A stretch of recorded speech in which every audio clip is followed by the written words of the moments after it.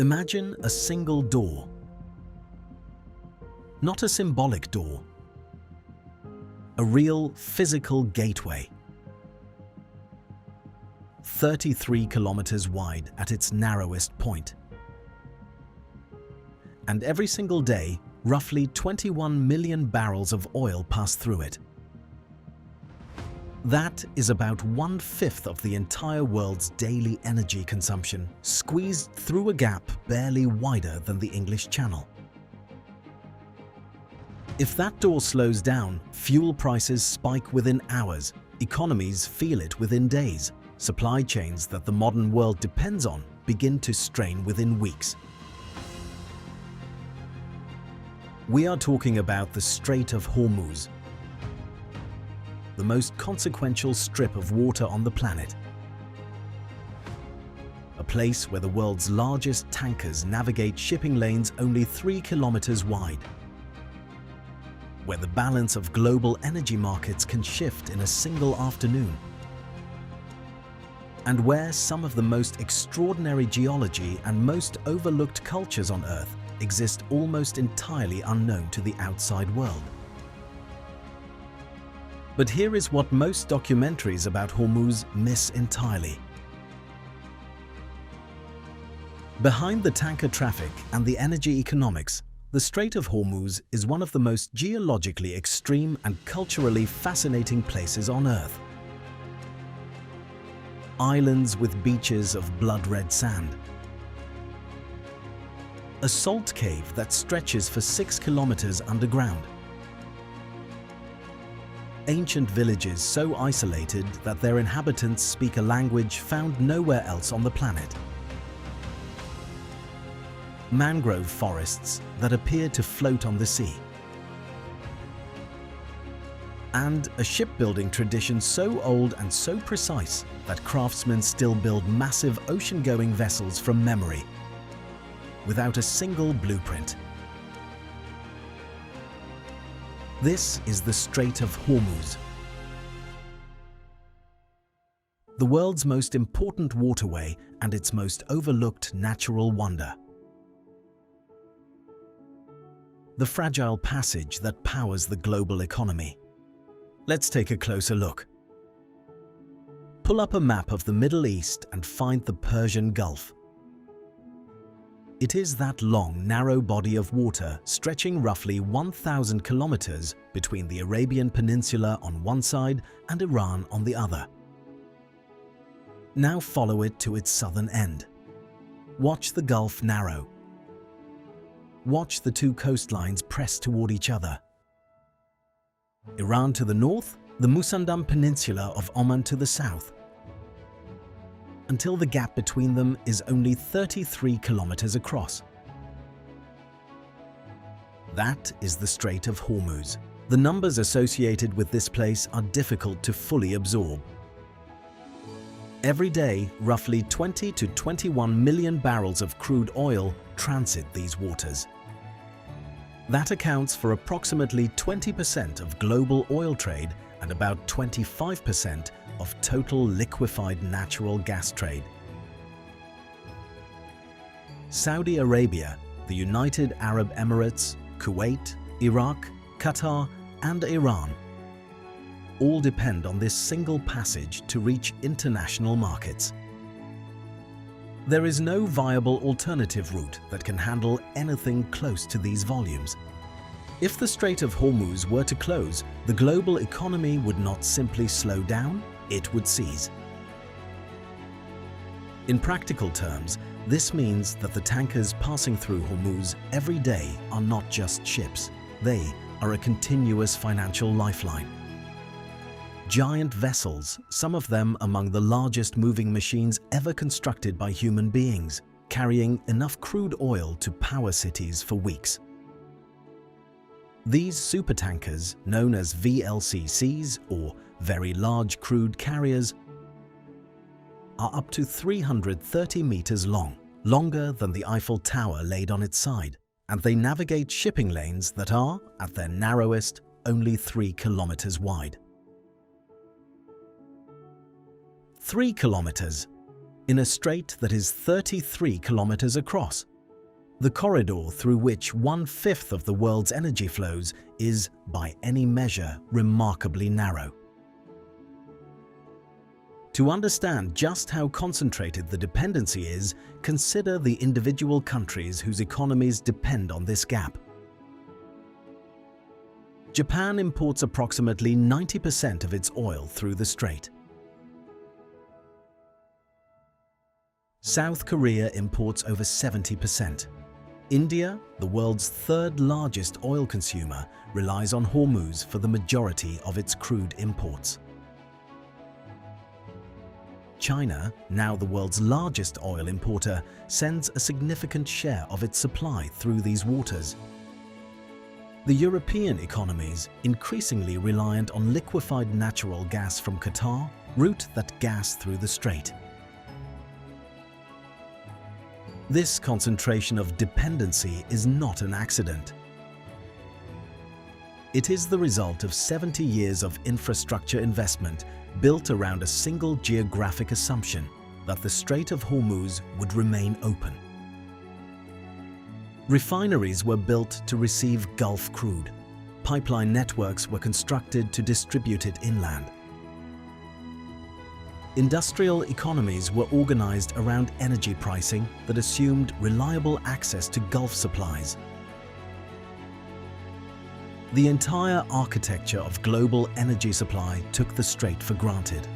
There are alternative routes. The Petroline pipeline crosses Saudi Arabia from its eastern oil fields to the port of Yanbu on the Red Sea, bypassing the Gulf entirely. Its current capacity is approximately 5 million barrels per day.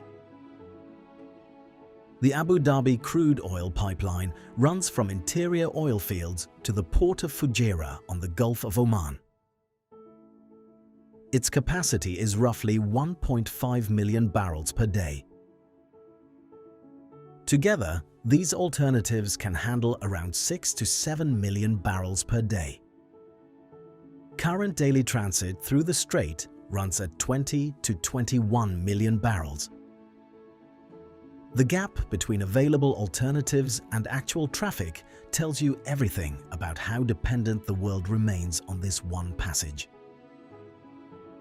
The International Maritime Organization maintains a traffic separation scheme in the strait, the maritime equivalent of lanes on a highway.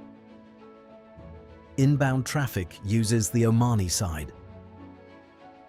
Outbound uses the Iranian side. Each lane is 3 kilometers wide, separated by a 3-kilometer buffer zone. Every major maritime nation has agreed to these arrangements, and the system functions with remarkable efficiency given the volumes involved. Hundreds of vessels transit every week. The logistics of coordinating that traffic, preventing collisions between vessels the size of small city blocks, and managing the complex tidal and current conditions of the strait is itself an extraordinary feat of international maritime cooperation. The Strait of Hormuz has been a critical trade gateway for far longer than the oil era. For centuries before the first well was drilled in the Gulf, these waters carried pearls, spices, textiles, incense, and timber between the civilizations of the Arabian Peninsula, Persia, India, and East Africa. The dhow trade that developed in these waters was one of the great commercial networks of the pre-industrial world, using the predictable monsoon winds to move goods across the Indian Ocean on a seasonal schedule that merchants planned their entire year around. The oil trade is, in that context, the latest chapter in a very long story of commercial dependency on this geography. This is the gateway that powers the world, and it sits in one of the most geologically extraordinary places on Earth.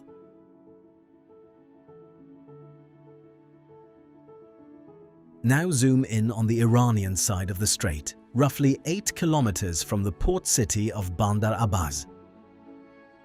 There is a small island there, about 42 square kilometers. population roughly 6,000 people. By all conventional measures, unremarkable. But step onto its beaches and your brain refuses to process what it is seeing. The sand is red. Not orange-red, not reddish-brown, in a subtle geological way. Red, the color of brick dust, of something that should not exist on a beach. Where other coastlines offer white or gold or grey, Hormuz Island offers crimson. And when the waves crash against that red shore, the water itself takes on the color, turning the surf a deep rust that looks, in certain light, almost otherworldly. The explanation is geological, but no less extraordinary for that. The island sits on a massive salt dome that has pushed upward through the Earth's crust over millions of years, carrying with it an extraordinary concentration of iron oxide and dozens of other minerals. The soil contains up to 70 distinct mineral types. The iron oxide is so concentrated in the ground that it stains the water, the sand, the waves, and, if you swim here, your skin for days afterward. Locals know this iron-rich red soil as golak, and they have been eating it for generations. That is not a figure of speech. The red soil of Hormuz is genuinely edible. Mixed with oil and spices, it is used as a flavoring in local cuisine. It is probably the only place on Earth where you can literally taste a mountain. The same mineral-rich earth that stains the beaches is also used to produce cosmetics, ceramics, and fabric dyes.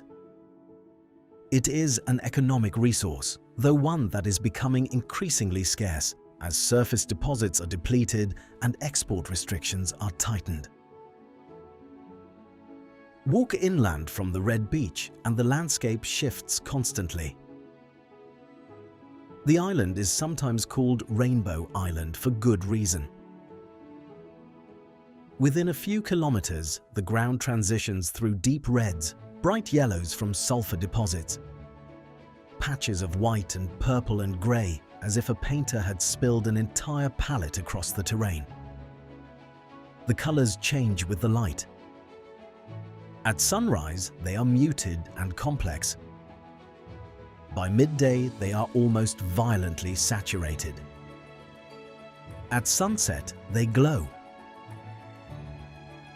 This is Rainbow Valley, a natural salt dome terrain that has no equivalent anywhere else on Earth that is quite so accessible, quite so visually extreme, quite so geologically concentrated. Artists who visit here during festivals use the colored sand to paint enormous ground murals that are visible from above. Nature provides the palette, they provide the pattern. If Rainbow Valley is the island's painter, then the Valley of Statues is its sculptor. Wind and water have been working on the soft rock formations of Hormuz for millions of years, producing shapes that resist rational description. Columns that look like they are about to topple. Arches that should have collapsed centuries ago. Formations that, depending on the angle and the light, resemble dragons, crouching eagles, the weathered face of an old man. Creatures from mythologies that do not quite exist in any known tradition. On windy days, the air moving through the crevices creates sounds that locals have described for centuries as the valley whispering or singing. After dark, most people do not go there. And then there is what lies beneath.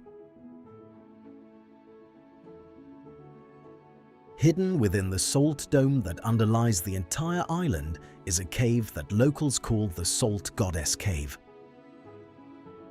It is formed entirely of salt, a fact that makes it immediately unlike any other cave system most visitors have encountered. The stalactites hanging from the ceiling are not limestone. They are crystalline white salt, sharp and luminous, catching any available light and scattering it in all directions. The walls are dense and salt-absorbing, which means the cave is acoustically almost dead.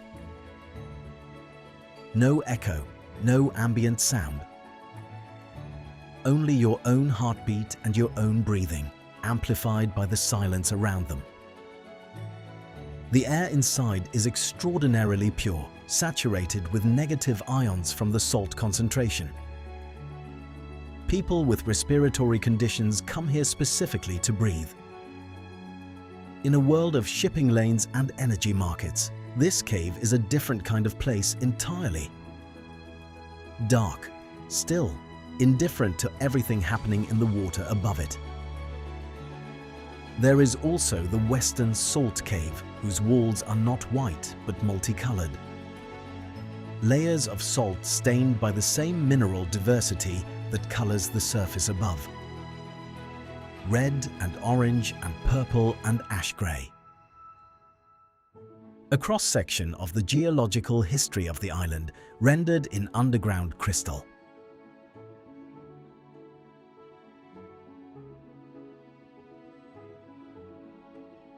The Portuguese fort on the island's northern edge stands as a reminder that Hormuz was a critical trade gateway long before oil. For 500 years, it was defined by commerce of a different kind. The Portuguese built this fort from local coral stone in the 16th century, when controlling Hormuz meant controlling the maritime trade routes between India and Europe. Inside the fort, a church was built below ground level to escape the island's brutal summer heat. Its arched vaults and Gothic stone columns creating a space of improbable coolness and formality in the middle of one of the hottest places on Earth. Bronze and iron cannons, rusted by centuries of salt air, still point toward the sea as historical artifacts. They remind you that this strait has always been coveted by those who understood its economic importance.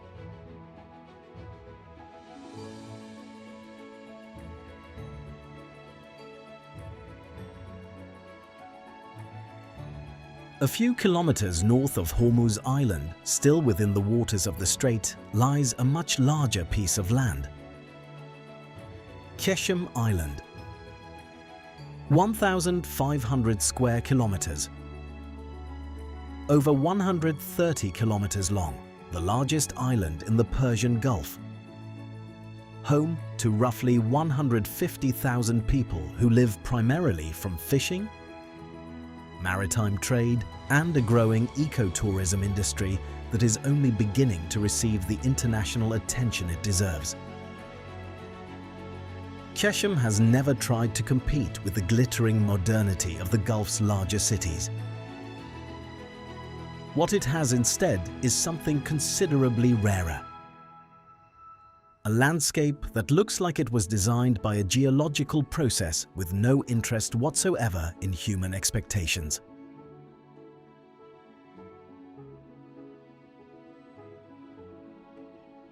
Start with Charku Canyon. From the surface, there is almost no indication that it exists. You are walking across a flat, arid plain, and then the ground simply opens.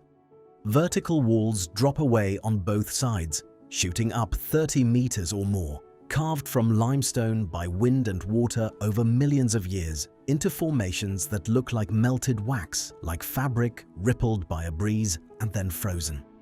The walls are so close in places that you can reach out and touch both sides simultaneously. The canyon is cool in the shade of its own walls even when the desert above bakes. Local tradition says the name means 4 wells, and the ancient water-catching holes carved into the canyon floor by generations of inhabitants are still visible. This was not just a geological curiosity. This was a survival technology. A place where rainwater could be stored against the brutal dry seasons. The people who built these wells understood their environment with an intimacy that modern engineering can recognize but rarely match.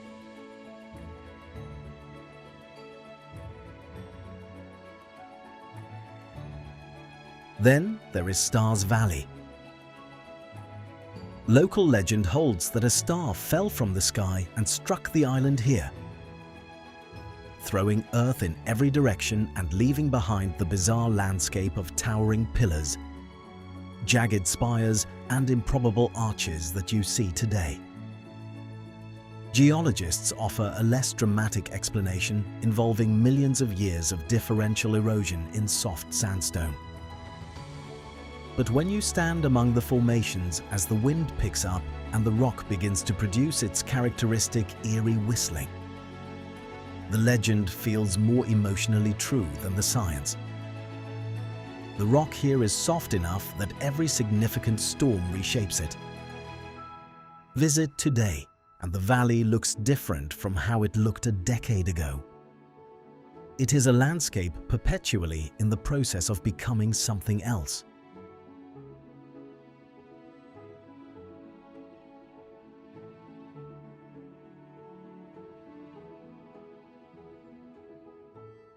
Go deeper into the island's southern reaches and you find something on an entirely different scale.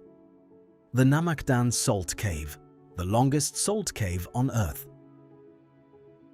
Over 6 kilometers of passages, chambers and galleries formed as salt has pushed up through the island's geological layers over thousands of years. Walking into it means walking into a world made entirely of a single mineral. The walls are marbled with red and purple and white. The formations are salt stalactites hanging from the ceiling like white icicles, salt rivers that look like frozen waterfalls, columns built by millennia of mineral accretion. The air is considered therapeutically pure. Some visitors come specifically for the respiratory benefits of breathing salt-saturated air deep underground. Others come because there is simply nothing else like it anywhere on the planet. High on a vertical cliff face above the sea, carved partly by nature and partly by human hands over 2,500 years, lies a maze of caves and tunnels that generations of island inhabitants used as a refuge and lookout point. The carvings on the walls span multiple cultures and multiple centuries. From one of the narrow openings, you can look out over the strait and see the water below, the same view that communities here have maintained for millennia, watching the shipping traffic pass in every era from ancient dhow trade to modern tankers. At the Lenga shipyard, enormous wooden vessels are rising from the sand, as they have for over 1,000 years. These are lengas, traditional Gulf sailing boats, some of them more than 30 meters long. The craftsmen who build them carry no blueprints, they consult no computer models.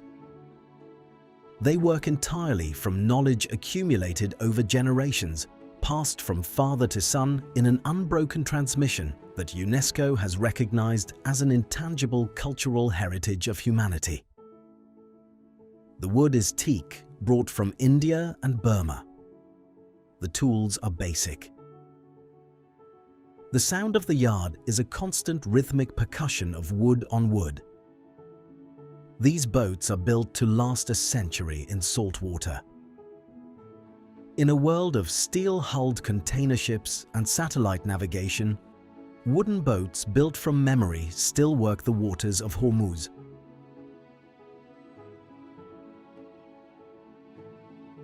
The village of Laft at the western end of Keshem offers a different kind of wonder.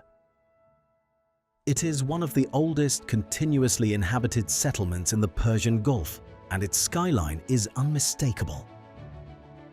Dozens of wind towers, known as bajirs, rising from the rooftops like a forest of rectangular chimneys. These are not decorative, they are an ancient air conditioning system designed to catch the prevailing sea breezes and channel them down into the interiors of the houses below, dropping temperatures by several degrees without a single watt of electricity. Laft has the highest concentration of wind towers in Iran. The technology is at least 1,000 years old and still works perfectly. Behind the village, the ruins of Nadiri Fortress look down over the rooftops, the towers, the wooden boats anchored in the harbour, the deep blue sea beyond. And next to the fortress, a water management system of remarkable ingenuity. 366 wells, one for each day of a leap year, dug by the ancient inhabitants of Laft and used in strict rotation. Each day, a single well was opened. By never drawing from the same source twice in a row, the community ensured that their freshwater supply was managed sustainably across the entire year. A water rationing system built without modern hydrology, operating on pure observational intelligence about resource depletion. The women of Laft wear masks called burqa, though these have nothing to do with the religious garment of the same name found elsewhere in the Islamic world. These are fabric face coverings originally designed to protect against sun and sandstorms, often brightly colored and intricately embroidered. Some versions are styled to resemble a mustache, a tradition that originated as a way to project a more formidable appearance to strangers. Whether or not the tactic ever worked, the masks remained. They are cultural identity made wearable. Near Keshem, the small island of Hengam offers something different again. No cars, 2 small villages, crystal clear water and dolphins. Not the kind you wait for, the kind that find you. A short boat ride from the pier and pods of Indo-Pacific humpback dolphins materialize alongside, bow riding, spinning, apparently as curious about you as you are about them. At night, when conditions are right, bioluminescent plankton light up the shallows, and the movement of a swimming body through the water leaves a trail of cold blue-green light. Hengam is one of those places that remains, for now, largely unknown outside the region, which is precisely why it is still like this. Between Keshem Island and the Iranian mainland, in a region of shallow tidal flats that most people would pass through without stopping, there is a forest. This description does not adequately prepare you for what you actually find. The Hara forest covers approximately 8,000 hectares. It is classified by UNESCO as a World Biosphere Reserve. It is a mangrove forest, the dominant species being Avicennia marina. The grey mangrove, named after Ibn Sina, the legendary Persian physician and polymath, by biologists who wanted to honor a tree as extraordinary as the scholar whose name it carries. Twice a day, the Hara forest performs what looks from a distance like a magic trick.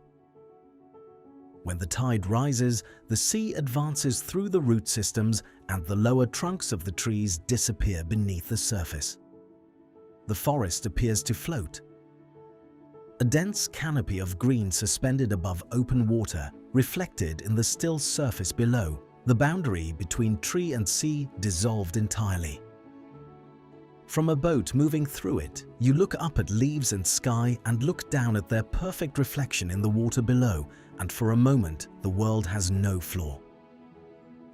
When the tide falls again, the water retreats and reveals what was always there, an intricate, tangled architecture of roots, deeply embedded in the salt mud. The roots arch and twist and interlock like a natural sculpture, grey and wet and alive, covering the tidal flat in a network of organic engineering that stabilizes the sediment, breaks the force of waves, and protects the coastline behind it from erosion. The trees survive in conditions that should kill them. Their root systems are submerged in salt water twice daily. Normal plants would die within days.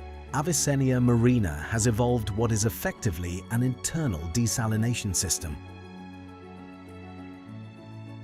The bark filters out salt as water is absorbed, allowing only fresh water to enter the tree's vascular system.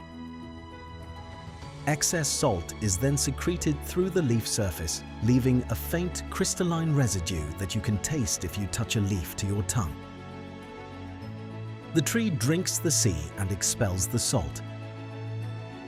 It is a biological process so elegant and so effective that environmental engineers have studied it seriously as a model for artificial desalination technology.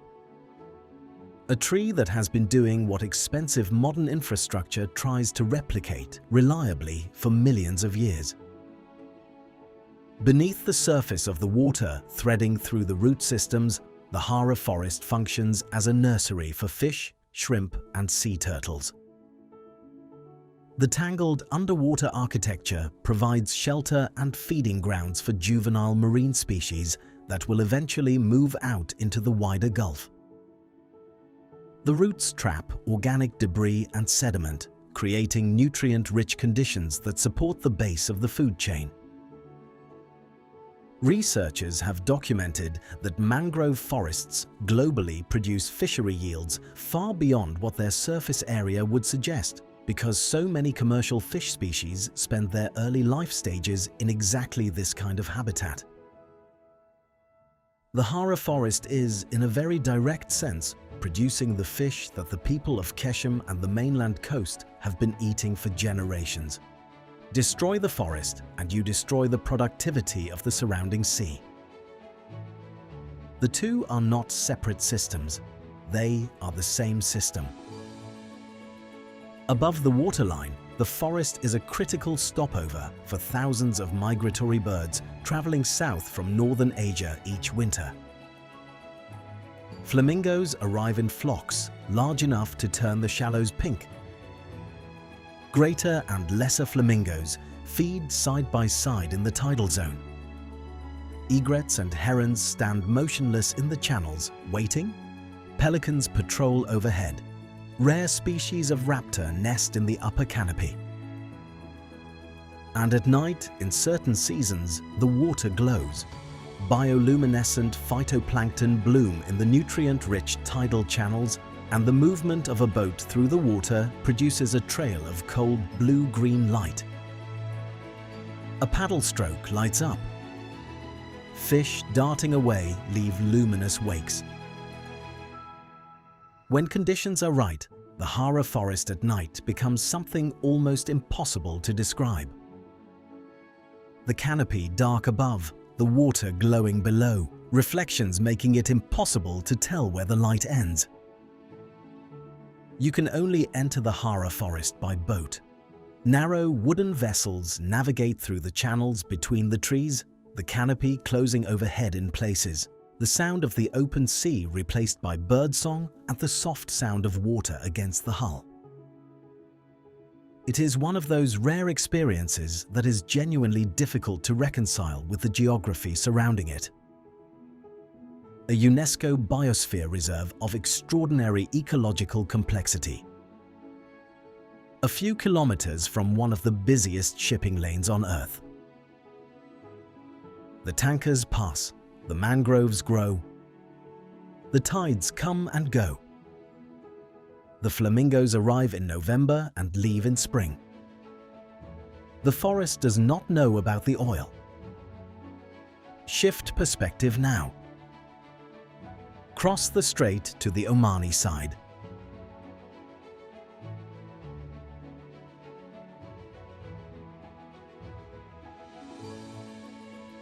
The Musandam Peninsula is the piece of Oman that juts northward into the Strait of Hormuz, separated from the rest of the country by the United Arab Emirates. It is a landscape of vertiginous limestone cliffs, deep fjords that look imported from Scandinavia, and communities that have had almost no contact with the outside world for most of their history.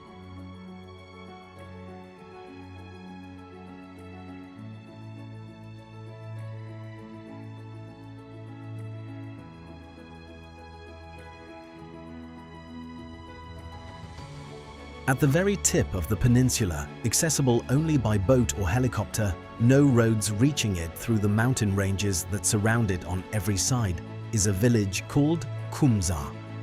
About 2,000 people live here. Their houses are packed tightly together because flat land is almost non-existent. The village is a thin strip of settlement wedged between cliff and sea, with houses built up the slope wherever footings can be cut into the rock. The narrow alleys between buildings are cool even in summer because the walls are close enough to block direct sunlight for most of the day. From the waterfront, the giant oil tankers passing through Hormuz are visible on the horizon as enormous slow-moving structures, a surreal juxtaposition of one of the most isolated communities on the planet, looking out daily at one of the central arteries of the global economy. Qumzar's most extraordinary feature is its language. The people here do not speak standard Arabic, they speak Qumzari, a language found nowhere else on the planet. Linguists who have studied it describe it as a blend of at least 10 different languages, including Arabic, Persian, Portuguese, Hindi, Baluchi, Swahili, and several others that reflect centuries of maritime traffic through these waters. Every time a trader, a sailor, a merchant passed through Hormuz and made contact with Qumzar, they left a small deposit of vocabulary. A Portuguese word for a type of rope, a Hindi term for a spice, a Persian construction for expressing time, a Swahili phrase that traveled 3,000 kilometers north on a dhow. Over generations, these deposits accumulated and fused into something that is not any of its source languages, but is all of them simultaneously. Qumzari is a linguistic fossil of the Strait of Hormuz itself, a living record of every culture that has passed through this water over the past 5 centuries, preserved in the mouths of 2,000 people who live beyond the reach of any road.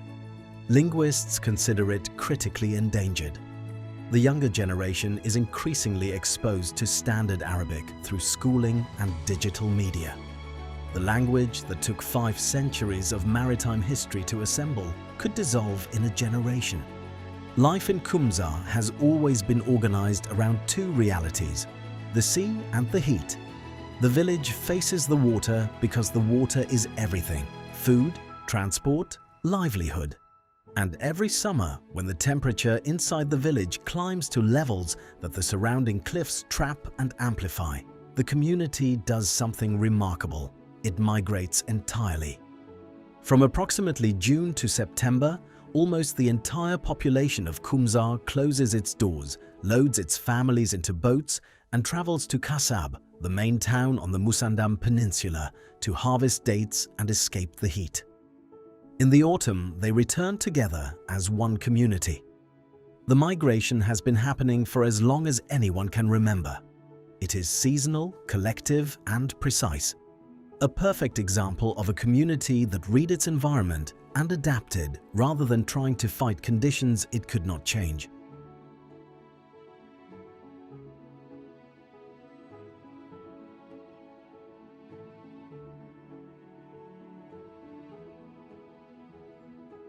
The Shehu tribe, the indigenous people of Musandam more broadly, reflect the same orientation.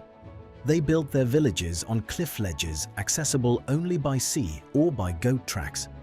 They developed their own dialect, distinct enough from standard Arabic that Gulf Arabs sometimes need an interpreter. And they carry the yurz, a small axe used as walking stick, farming tool, and social marker. You can identify a Shehu man by his yurz. Identity compressed into a single object.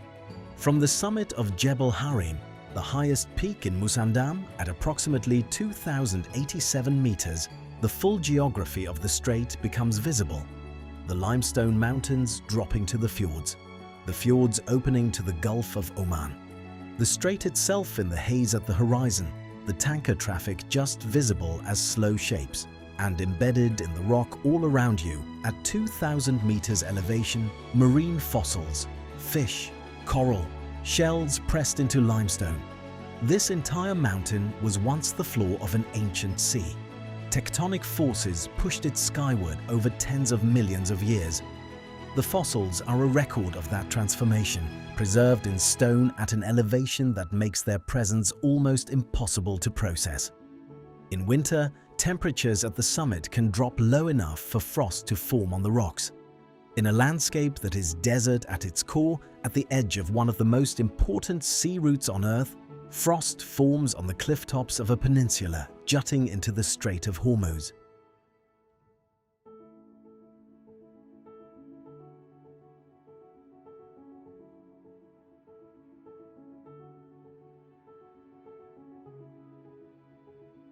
Deep in one of the Musandam fjords, a tiny island holds a curious piece of history.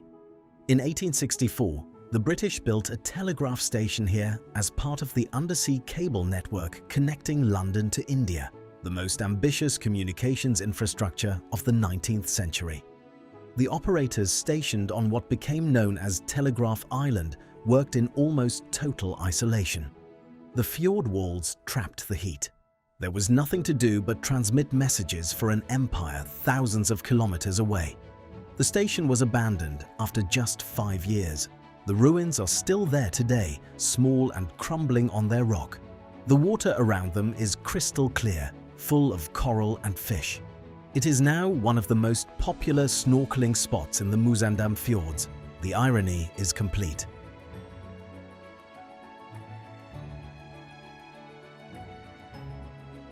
The strait beyond oil. Here is a question that the energy industry has been quietly wrestling with for years. What happens to the Strait of Hormuz when the world no longer needs as much oil? The energy transition is real and it is accelerating, though unevenly. Electric vehicles are growing from a fraction of the global car fleet to a meaningful share. Renewable energy capacity is being added globally at a pace that would have seemed impossible a decade ago. Major economies are setting legally binding targets for decarbonization that, if met, would require dramatic reductions in petroleum consumption within the coming decades. For the Gulf states, this represents an existential economic challenge. Saudi Arabia, the UAE, Kuwait, and Qatar have all launched major economic diversification programs designed to reduce their dependence on oil revenues before the demand curve turns permanently downward. Saudi Vision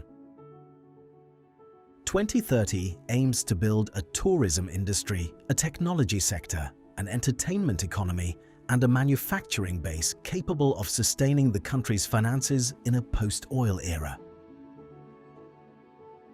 The UAE has invested aggressively in renewable energy, finance, logistics, and aviation.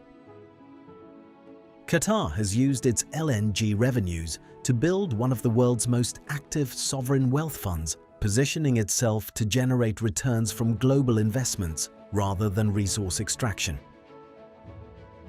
These transitions are genuine, but they are also slow relative to the timelines that climate scientists say matter. For the foreseeable future, and foreseeable here means several decades, the Strait of Hormuz will remain the most important energy corridor on Earth.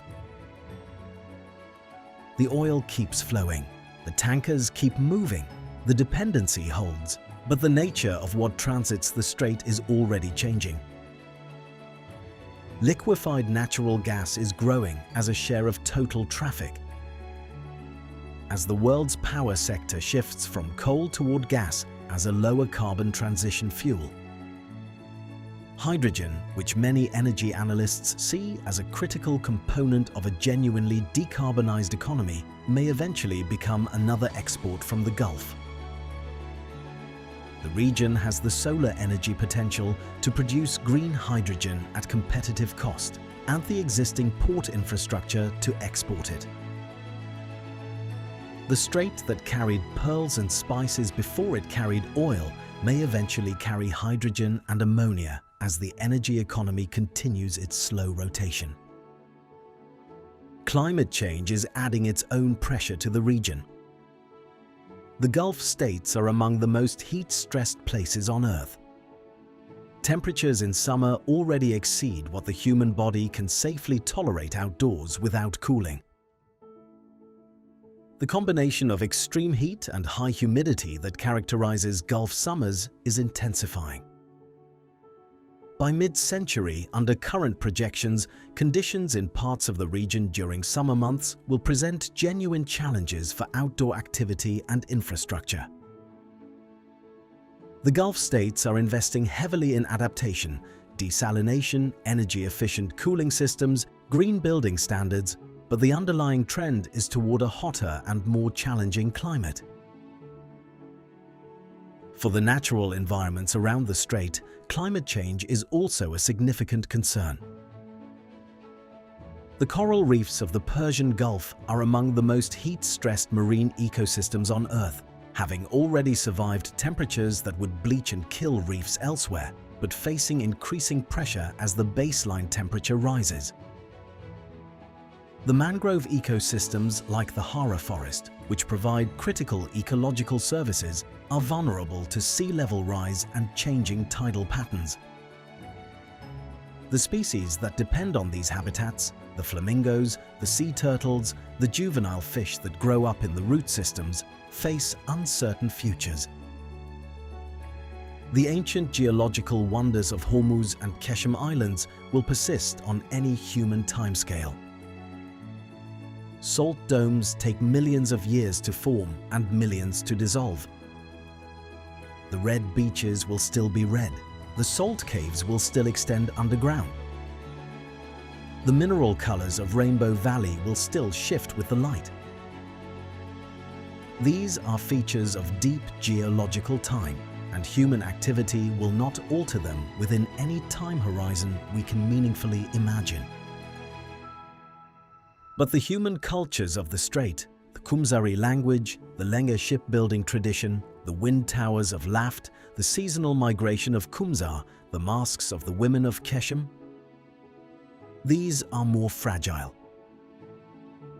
They depend on communities choosing to maintain them, on economic conditions that make traditional livelihoods viable, and on the kind of isolation that has historically protected small distinctive cultures from being absorbed into larger homogeneous ones. Connectivity, which the modern world treats as an unambiguous good, can dissolve cultural distinctiveness as surely as physical change. The Strait of Hormuz is changing. The region around it is changing, the energy economy that made it famous is changing. And the extraordinary natural and cultural heritage that exists almost invisibly alongside the tanker traffic is changing too. Zoom back out. Think about everything this 33-kilometer gap contains. The blood-red beaches of Hormuz Island, stained by 70 minerals pushed up from inside the earth. The longest salt cave on the planet, its walls multicolored and its air acoustically dead. The Rainbow Valley, where the soil is literally edible and changes color every hour. The Chaku Canyon, where ancient water-catching holes carved by hand into the canyon floor still tell the story of communities that survived here through ingenuity rather than abundance. The floating mangrove forest that drinks salt water and expels it through its leaves, that is simultaneously a biological wonder and a living ecological infrastructure on which the fisheries of the surrounding sea depend. The ancient village where people speak a language assembled from 10 others over 5 centuries of maritime history. The fossil fish and coral visible in rock at 2,000 meters elevation. The shipyard where massive ocean-going vessels are still built from memory without blueprints. And threading through all of it, the supertankers. 20 million barrels a day. The energy that keeps the lights on in cities from Tokyo to Toronto, passing through a gap that most of the people whose lives depend on it could not locate on a map. The Strait of Hormuz is, by any contemporary measure, the most consequential stretch of water on Earth. and it is, simultaneously, one of the most geologically extreme, ecologically extraordinary, and culturally underexplored places the planet has to offer. These two facts are not contradictions, they are the same reality described from different angles. The energy economy that makes the strait strategically important is approximately 70 years old. The cultures that exist around it are thousands of years old. The geology that underlies it is millions of years old. The oil trade is the latest episode in a very long story, and, viewed on geological time, a brief one. The salt goddess sits in her cave in the dark, in absolute silence, entirely unbothered by the tanker traffic passing through the water above her. The mangroves drink the sea and grow. The flamingos arrive in November as they always have. And the Kumzari language carries its cargo of 10 languages and 5 centuries of maritime history in the mouths of 2,000 people at the edge of the world's most important waterway, waiting to be heard by anyone paying attention. The fragile passage that powers the global economy was here long before the global economy existed. In some form, it will be here long after. The question is what we notice while both are still running.